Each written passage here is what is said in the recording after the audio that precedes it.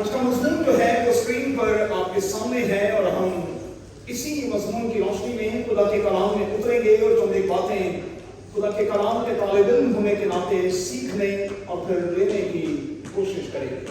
میں چاہوں گا کہ ہم بلند آواز میں ایک بار اس مضمون کو پڑھ لیں، پھر سے پڑھیں۔ سچا مومن کون ہے؟ اگرچہ کہ یہ اسلامک ورڈ ہے لیکن ڈکشنری کے مطابق ہمارے آج کے اس مضمون کا مطلب یہی نکلتا ہے، سچا مومن کون ہے؟ چلیں اس کو اور آسان بنا دیتا ہوں، سچا یقین کرنے والا، خدا کے ساتھ چلنے والا کون ہے؟ اور میں چاہوں گا کہ آج کی اس فیملی سروس میں آپ اپنے آپ سے سوال کریں اور پوچھیں کہ کیا آپ واقعی صحیح طور پر خداوند کے ساتھ چل بھی رہے ہیں؟ تھوڑی دیر کی خاموشی میں اپنے آپ سے یہ سوال کیجیے گا۔ خدا کے کلام کا قول کیا ہے؟ خدا کے کلام میں لکھا ہے کہ ایمان بغیر عمل کے مردہ ہے۔ سادہ زبان میں ہم یہ کہہ سکتے ہیں کہ اس آیت کی روشنی میں ہمیں یہ تلقین کی جاتی ہے کہ ہم اپنے ایمان کو اپنے ایکشنز کے ساتھ ثابت کریں۔ جب تک میں اور آپ اپنے ایمان کو اپنے ایکشن کے ساتھ ثابت نہیں کرتے تب تک ایمان جو ہے وہ صحیح طور پر ابھر کر سامنے نہیں آتا۔ تو بڑا ضروری ہے کہ ہم جب اپنے ایمان کا اظہار کرتے ہیں تو ایکشنز کے ساتھ اسے پروف کریں، اسے دنیا کے سامنے لانے کی کوشش کرتے رہیں۔ بڑی معذرت کے ساتھ کہوں گا، موجودہ وقت میں مسیحیت جو ہے وہ سنائی تو جا رہی ہے لیکن سنانے والے جو ہیں وہ خود اس پر عمل بالکل نہیں کر رہے۔ پھر سے کہوں گا، موجودہ وقت میں مسیحیت سنائی تو جا رہی ہے لیکن عمل کرنے والوں کی تعداد جو ہے وہ ہمیں بہت کم دکھائی دیتی ہے۔ اب چونکہ پریکٹیکل نہیں ہے، پریکٹیکلی لوگوں کو کچھ دکھائی نہیں دیتا، اس لیے میں بڑی معذرت کے ساتھ کہوں گا کہ پکا قسم کا اعتقاد رکھنے والے، پکا قسم کا یقین رکھنے والے اور عقیدے کے پکے لوگ جو ہیں وہ ہمیں ہمارے ارد گرد دکھائی نہیں دیتے۔ جب تک ایمان کو ایکشن کے ساتھ پروف نہیں کیا جائے گا، ثابت نہیں کیا جائے گا، جب تک آپ اس بات کا پروف نہیں دیں گے کہ آپ سچے مومن ہیں، تب تک کون آپ کی تقلید کرے گا؟ سادہ زبان میں کون آپ کو کاپی کرے گا؟ اور میں کہوں گا کہ چونکہ پریکٹیکلی آج بہت کم لوگ ہمیں اس حوالے سے دکھائی دیتے ہیں، اس لیے عقیدے کے پکے، یقین کے پکے لوگ ہمیں ہمارے ارد گرد بہت کم دکھائی دیتے ہیں۔ اب سوال پیدا ہوتا ہے کہ یقین اور عقیدے کا، یقین اور اعتقاد کا فائدہ کیا ہے؟ اور جب میں اس حوالے سے ایوب کی کتاب کا مطالعہ کرتا ہوں تو مجھے معلوم پڑتا ہے کہ اس کا سب سے بڑا فائدہ یہ ہے کہ شیطان ہمارے پاس تک پھٹکنے نہیں پاتا۔ جب ہم یقین اور اعتقاد کے پکے ہوتے ہیں، صحیح معنوں میں مومن ہوتے ہیں، تو پھر شیطان ہمارے پاس پھٹکنے نہیں پاتا۔ چھونا تو دور کی بات ہے، شیطان ہمارے پاس پھٹکنے بھی نہیں پاتا، وہ ایسی جرأت بھی نہیں کرتا۔ اور اس کی بنیادی وجہ کیا ہے؟ اس کی بنیادی وجہ یہ ہے کہ مومن جو ہیں سچے عقیدے کے اور خدا کے ساتھ سچے چلنے والے، وہ اپنے ارد گرد باڑ لگائے رکھتے ہیں۔ اپنے ارد گرد باڑ لگائے رکھتے ہیں، اس لیے شیطان ان کے پاس آنے کی کبھی جرات نہیں کرتا۔ اکثر لوگ مجھ سے یہ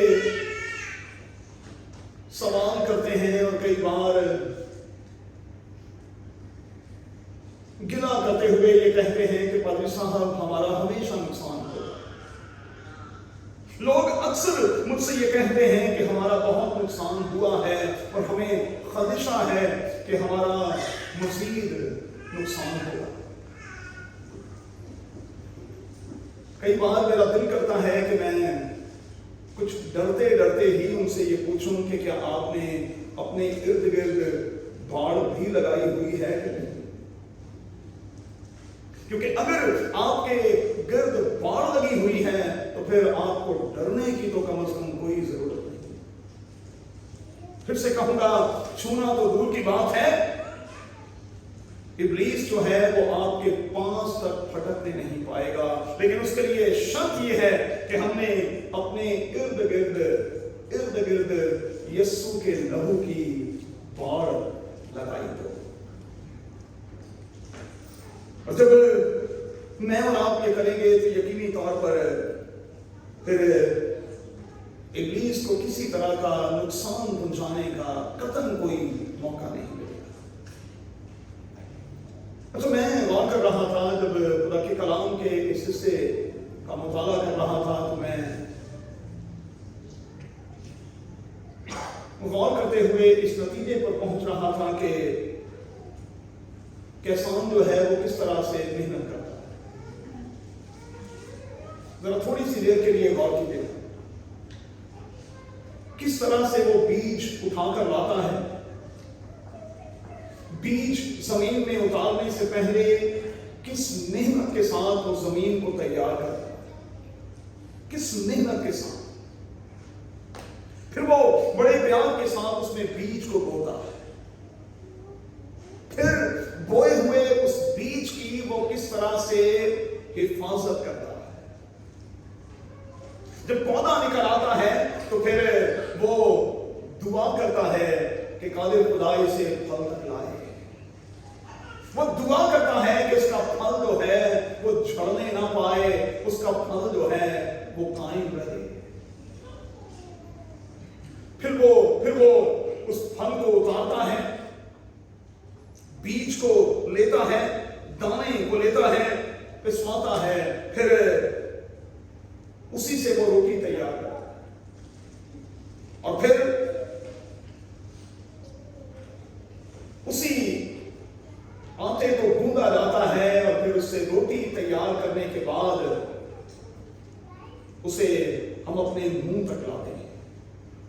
اب یاد رہے کہ اس سارے عمل میں یہ عمل سب سے چھوٹا ہے، روٹی توڑنا اور پھر اسے منہ تک لانا۔ لیکن میں آپ کو بتانا چاہتا ہوں کہ اگر خدا کی طرف سے کوئی نوالا میرے اور آپ کے لیے مقرر نہیں تو ہم اس چھوٹے سے عمل میں بھی کامیاب نہیں ہو پاتے۔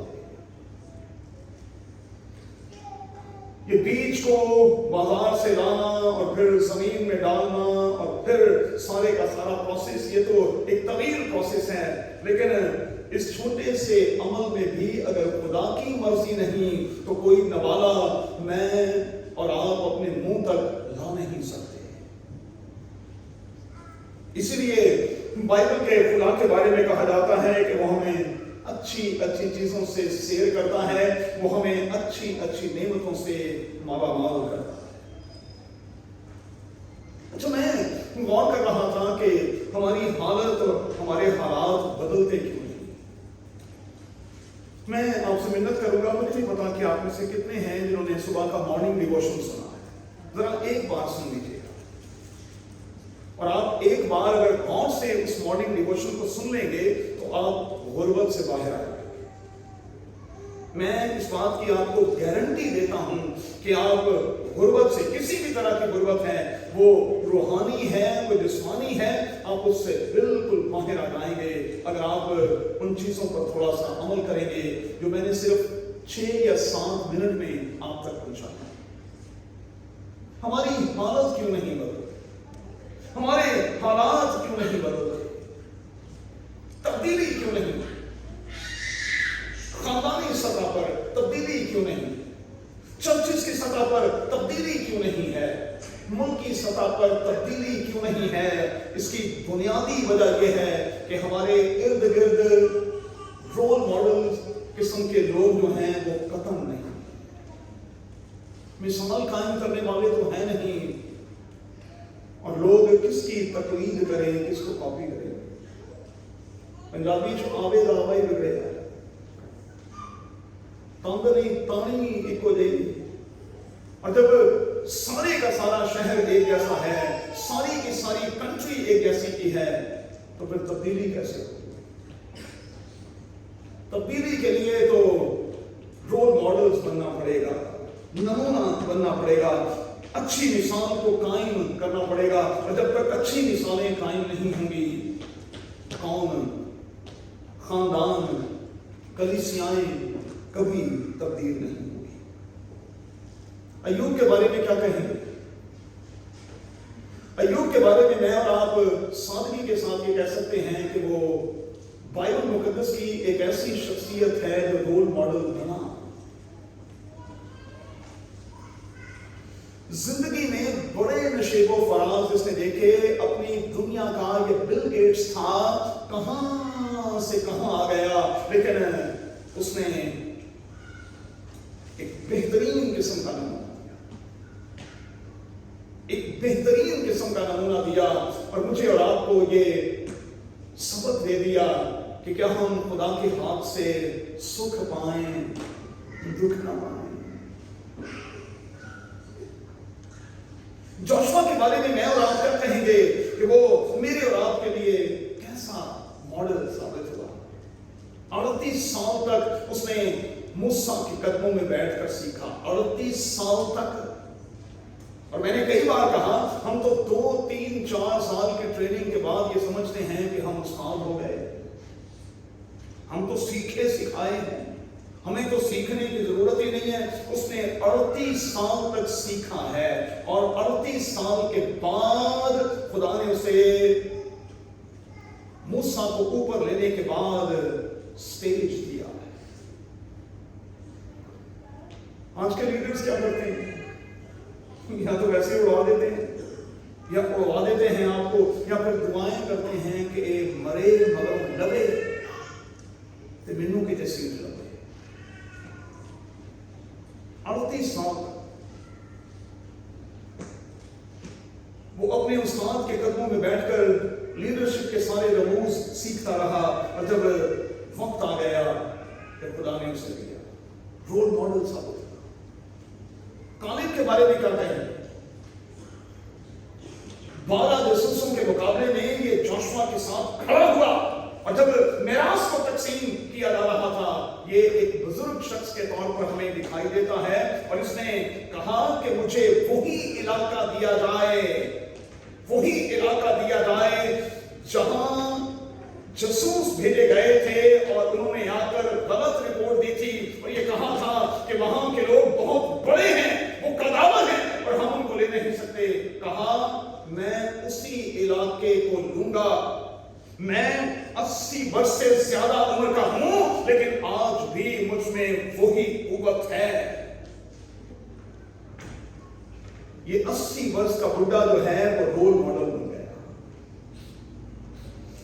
मैं माजरत के साथ कहूंगा कि आज हमारे कितने बुढ़े हैं, कितने बुजुर्ग हैं जो रोल मॉडल्स के तौर पर हमें दिखाई देते।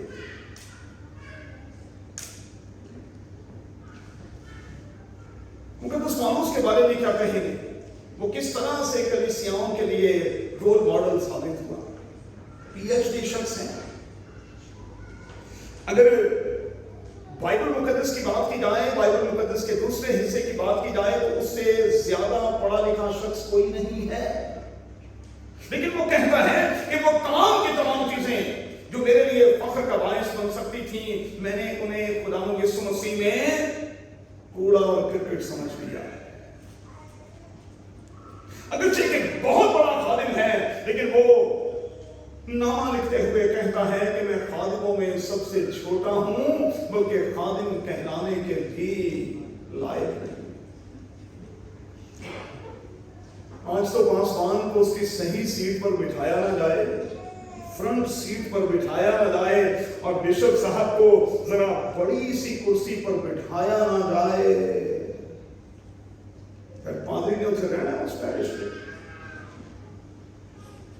पादरी जी की जरूरत है उस पैरिश का विलियम रहे।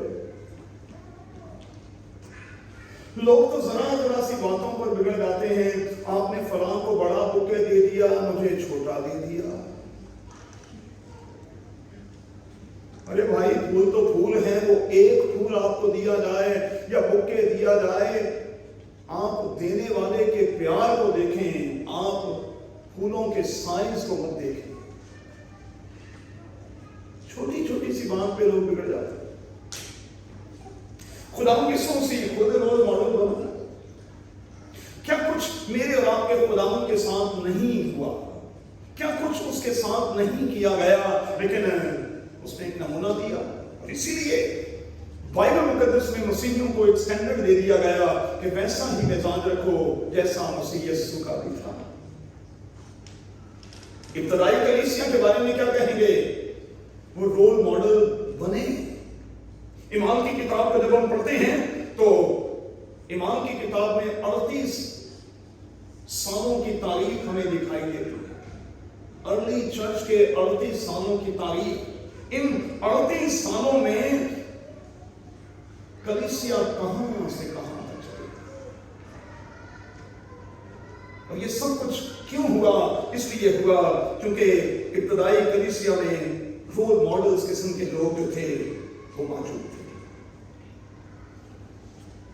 आज का दौर तो बड़ा तेजी का दौर है, सोशल मीडिया का दौर है, लेकिन मजहब के हवाले से इतनी दूरी क्यों है?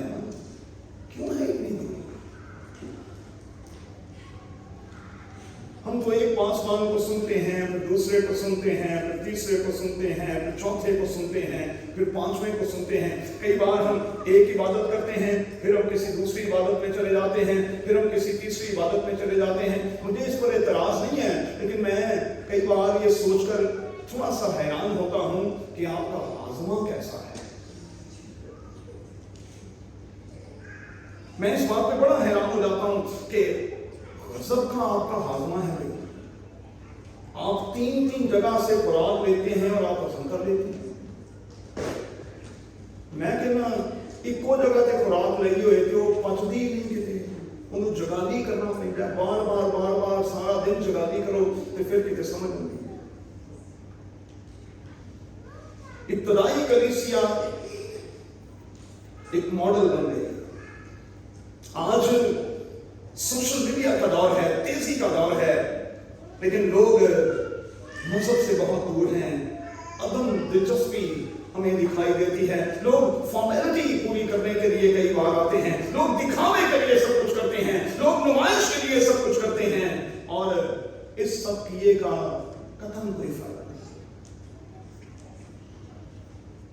क्योंकि बाइबल मुकद्दस की एक आयत ही इस सारी बात की वंड कर देती है। कहा वो जो इंसानों से इज्जत चाहते हैं वो अपना अजर पा चुके। ये तमाम के तमाम काम जो हम करते हैं वो बड़ी खामोशी के साथ होने चाहिए, पोशीदगी के साथ होने चाहिए। फिर कहा तेरा बाप जो पोशीदगी में देखता है तुझे अजर देगा। और अगर ये सब कुछ नुमाइश के तौर पर है, दिखावे के तौर पर है, तो फिर कहां तुम अपना अजर पा चुके। मैं समझता हूं कि आज पासवान और जितने खिदमतगुजार हैं उन्हें मिसाल बनने की जरूरत है, ताकि लोग उनकी तकलीद करें, लोग उनको कॉपी करने की कोशिश करें। मेरी बेटी साइमा ने भी 2 बार कहा कि मैं आपकी फैन हूं। मैंने पीछे से यही कहा, मैंने कहा बेटिया हम यीशु के फैन हैं। अब मेरे फैन ना हो, हम मिलकर यीशु के फैन हैं, और यही सबसे अच्छी बात है। चलें जल्दी के साथ आगे बढ़ेंगे, खत्म करेंगे। मुकद्दस पालूस क्या कहता है? वो जो पासवान हैं, वो जो खिदमत में हैं, उन्हें पौलुस क्या कह रहा है, आइए जरा इसे सुन लें। कुरिन्थियों के मसीहियों के नाम मुकद्दस पौलुस का खत, उसका दूसरा बाब, उसका 9वां बाब और उसकी 27वीं आयत। कुरिन्थियों के मसीहियों के नाम मुकद्दस पौलुस का खत, 9वां बाब और उसकी 27वीं आयत गौर से सुने। बल्कि मैं अपने बदन को मारता कूटता हूं, उसे काबू में रखता हूं, ऐसा ना हो कि औरों में मुनादी करके आप ना मकबूल ठहरूं। हम पासवान इस आयत को ही बस पढ़ लेना तो ये आयत ही हमारे लिए काफी। मैं अपने बदन को मारता कूटता हूं, जिस तरह लोग जिम में अपने बदन के साथ करते हैं, कष्ट करना पड़ता है भाई। लेकिन आज कष्ट करें तो पादरियों की तोंत और एक कष्ट कर देंगे, एक कष्ट कर देंगे। दिन रात इधर कष्ट किया हो, इधर तो किया ही नहीं। इसीलिए साइज ये है, प्याला उते रख के चाय पी लो। इतना जबरदस्त साइज बना हुआ है, ऑटोमेटिकली टेबल बना, किसी और टेबल पर बैठने की जरूरत ही नहीं। अरे भाई, आपने तो अपने आप को सिर्फ खानों तक महदूद कर दिया। आपका गोल सिर्फ खाना क्यों है? आपका गोल ये क्यों नहीं है कि इस खुराक को सुबह से लेकर शाम तक लोगों के साथ बांटा जाए और लोगों को शेयर किया जाए और लोगों को ये सिखाया जाए कि आदमी सिर्फ रोटी ही से जीता ना रहेगा, बल्कि हर उस बात से जो यहां मौजूद है।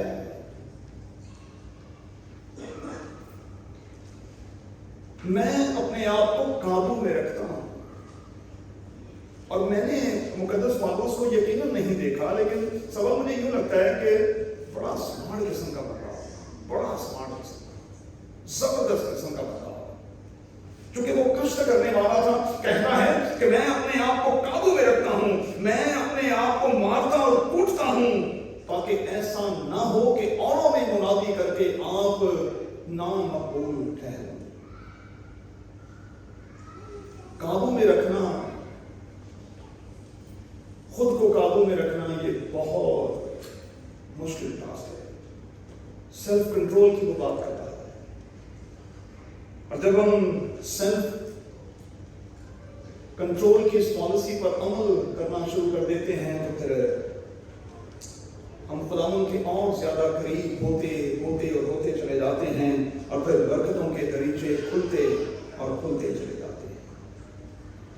मुकद्दस पौलुस के ये अल्फाज मुझे बड़े रफाकत अच्छे लगते हैं। वो कलीसियाओं को नामा लिखता और कहता है, तुम मेरे जैसे हो जाओ जिस तरह मैं खुदावंद यीशु मसीह की मानंद होता चला जाता। तो मुझे सच्ची से बताएं, आज कोई पासवान ये दावा कर सकता है कि कम से कम आप मेरे जैसे ही हो जाएं जिस तरह मैं मसीह की मानंद होता चला जाता? बड़ी मुश्किल बात है। हमने तो यीशु को बड़ा लिमिटेड कर दिया हुआ है।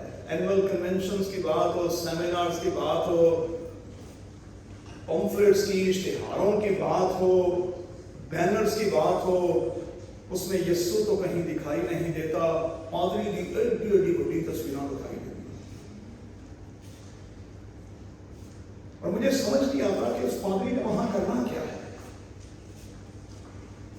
दुनिया का कोई पादरी मुझे बता दें जो मेरे यीशु के बगैर कुछ कर सके, क्योंकि हर दुआ के इख्तिताम पर तो यही कहना पड़ेगा ना, मांगते हैं यीशु के नाम से। तो फिर तस्वीर तो यीशु की होनी चाहिए। और तस्वीरें आपको किसकी दिखाई देती है?